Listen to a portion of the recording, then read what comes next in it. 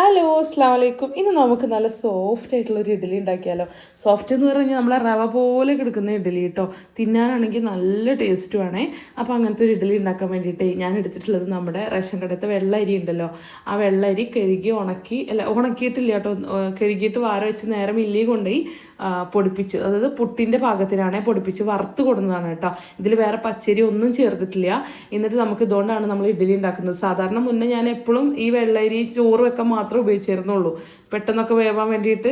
ഇപ്പോൾ അതുകൊണ്ട് പലഹാരങ്ങൾ ഉണ്ടാക്കൽ തുടങ്ങിയപ്പോൾ നല്ല സോഫ്റ്റ് നല്ല ടേസ്റ്റുമാണ് കേട്ടോ.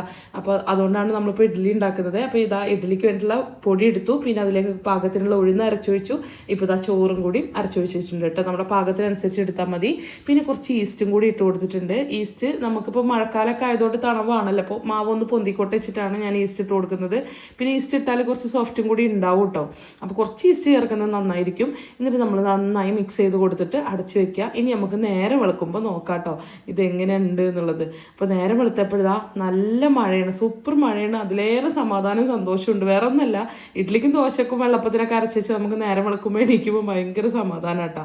വന്ന് നോക്കിയപ്പോൾ ഇതാ പാത്രം തുറക്കാൻ പാകത്തിനാട്ടോ ഇരിക്കുന്നത്. മാവൊക്കെ ഏകദേശം മേലെ നിന്നൊക്കെ കുറച്ച് പൊന്തിയിട്ട് പുറത്തേക്ക് വന്നിട്ടുണ്ട്.